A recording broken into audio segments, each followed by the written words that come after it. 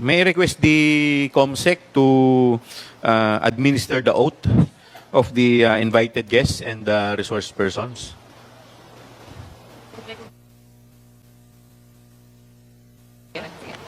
Thank you, Your Honor. To all the resource persons invited, kindly stand up and raise your right hand, please. Representatives and resource persons from the Office of the Vice President, KUYA, and DBM po. Thank you, ma'am. Mr. Chair? Yes, the Honorable Yes. Vice When you President. sent a letter to the Office of the Vice President, you attached a copy of the rules Okay. in aid of legislation. Yes po. Yes, sir. Nakalagay po doon na witnesses lang po ang ino-oath. Sabi niyo po ngayon sa amin, resource persons kami. Ang ano po, considered as resource person po. Ang ano po. Kayo po. Kaya nga po. Yes po. Lahat po ino-oath po. Yes. Apo. Nakalagay po sa rules ninyo, witnesses. Nakalagay po dito ngayon sa table, resource persons. Lahat po considered as a resource person and witness. Lahat po naman kayo, lahat resource person pa eh. Wala pa naman po tayong tinatawag na, lahat po considered as resource person pa lang po. Right. Opo. Ang nasa rules ninyo, witnesses lang po ang nag-o-oath. Wala po kayong rules sa resource persons.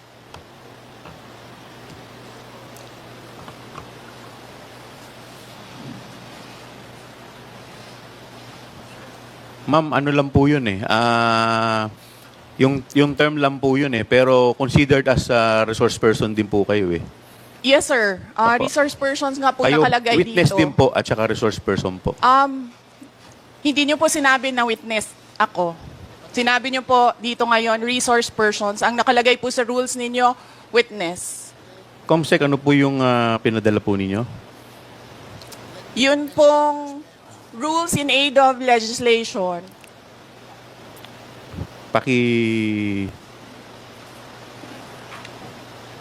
Mr. Chair, point of order.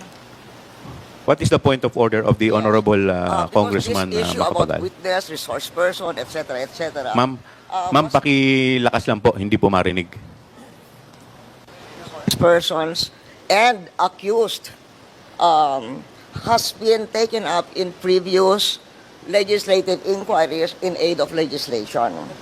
I want to quote a December 8, 2008 hearing in the Senate, where Senator Miriam Defensor Santiago had an opinion on a similar situation, but she quoted a Supreme Court ruling. So the Constitution provides that no person shall be compelled to be a witness against himself. The Supreme Court has repeatedly emphasized that there is a difference between a mere witness and the accused. And it can appear from statements and privileged speeches that there is that a person who is the subject matter of an adverse privileged speech is not a mere witness or a mere person of interest, meaning a suspect. She is in fact accused of what seems to be a criminal case for violation of certain criminal laws, including malversation of public funds.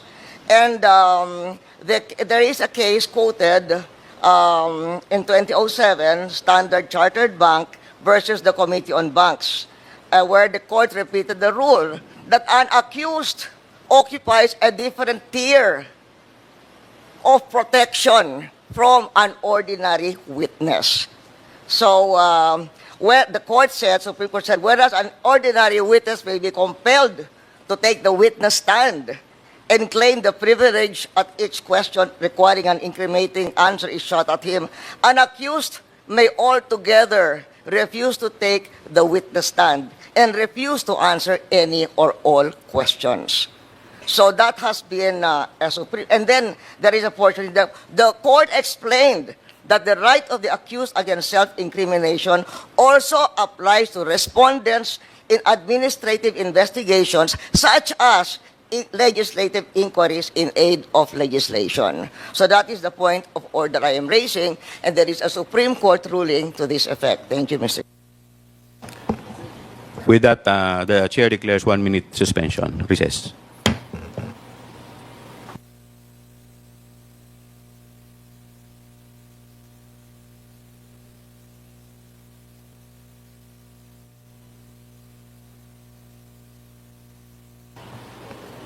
Hearing resumes.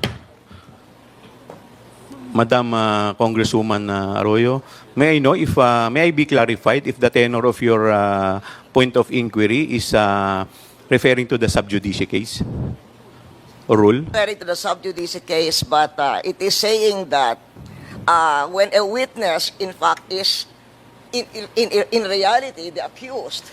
Ma'am, pakilakas po ng konti. Medyo hindi ko po... What he's saying is that if by the nature, for instance, of the privileged speech, if the witness is not a mere but the person being asked is not a mere witness or a mere person of interest, he is in fact the accused of what seems to be a case including malversation of public funds.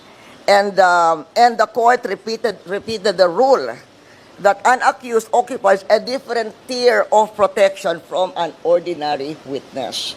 So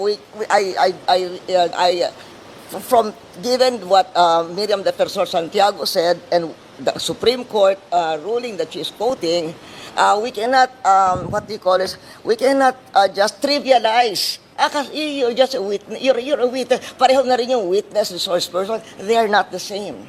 The Supreme Court says they are not the same. And somebody who appears to be the accused has a different tier of protection from a witness. And in fact, can refuse to take the witness stand. Congressman Flores, you're recognized. Mr. Chair, this is an inquiry in aid of legislation, and no one is technically accused of any wrongdoing here, Mr. Chair. Mr. Chair, look at the speech. Ma'am, Look at the please, speech, Mr. Chair, ma'am, the privilege. please wait to be Mr. recognized. Chair, sir. may I request a Wait. 1 I will, minute I will- recess? 1 minute. 1 minute Thank recess you. declared by the Yes. chair.